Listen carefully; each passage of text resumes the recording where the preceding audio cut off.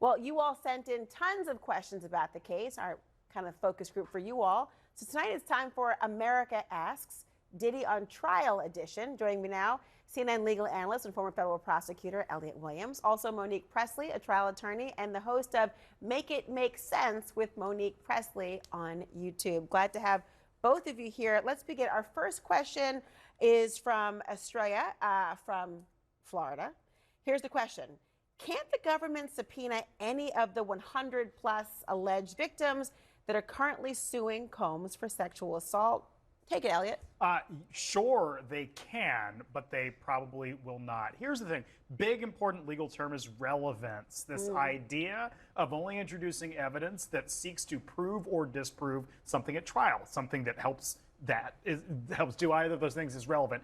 The problem is that any of these 100 people may not have anything useful to provide on what is a racketeering case here. Yes, he may have assaulted or abused or done other things in other circumstances, but if it's not tied to the allegations in the indictment, they're just not going to bring that up here. But certainly they have. And they have subpoenaed victim number 3, Gina. They just can't find her. Which is surprising to me, I have to tell you. Let's go. Evelyn from Long Island in New York asked this question.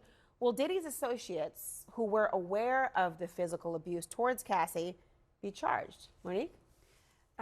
Unfortunately or fortunately, no, not for that. If there are associates who had something to do with this common scheme or plan or had something to do with one of the charged crimes in the indictment, then perhaps, and it seems like we're getting people who are already having agreements, like we saw one assistant who testified pursuant to an agreement so that somebody who maybe would have been charged but won't be.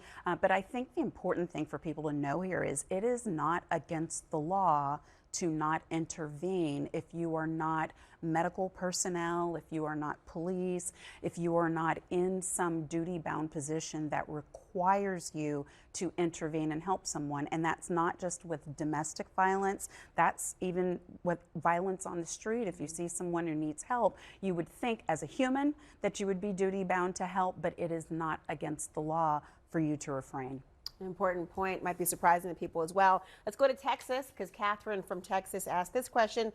Has the prosecution not included drugs and gun charges because they can bring those charges later if they don't get the guilty verdict they want on this case? Elliot? Excellent question, Catherine Hook'em Horns, but from Texas. But let's go Texas. Go Texas. But let me take off my analyst hat, put on my federal prosecutor hat. There's a few reasons why that would not be the case. One would be just an awful use of resources to go into a trial knowing that, well, if we lose, we're just going to go back to trial on charges we could have brought the first time around. So it's just sort of a silly use of government time they wouldn't do. Number one. And number two, you know, this is a RICO, a racketeering case. It's actually easier in many ways to establish the racketeering conspiracy than to actually convict him of the gun or drug or individual offense, because for this racketeering charge, he can just have directed the crime and had someone else carry it out. If you charge him with a gun crime, he's got to have the gun on his person, he's got to have the drugs on his person, or whatever else. And finally, to your last question, Catherine, you know, with respect to firearms, there's not a lot you can charge him with because he doesn't have any prior felony convictions.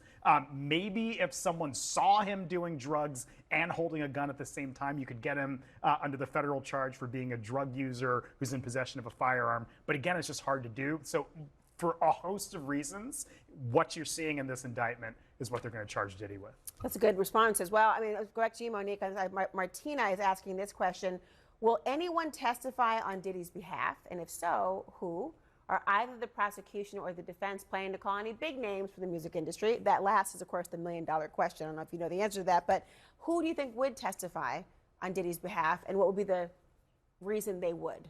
Well, listen, let me sit squarely in the defense attorney hat and say we have no idea what they're going to do. Maybe they won't need to do anything. The point of being the defendant on trial is that you don't have an obligation to put forward a case. It's really going to be an assessment that's based on what happens during this first however many weeks that the prosecution is putting on their case. And then it's going to be an assessment of whatever charges may end up getting kicked. because you know, the way it's going each day now, I'm still kind of waiting for the beef on some of these charges. So once we get past all that, then they'd be prepared to do some things that are rehabilitative. You know, they'd be prepared to introduce some people who maybe had evidence against some of the primary witnesses. But we just don't know at this point, and I don't think that they know at this point. The one thing everybody keeps asking is, will he take the stand? Will the defendant take the stand? And that's the very last decision that you make. Two brilliant lawyers able to answer these questions today. Elliot and Monique, thank you both so much.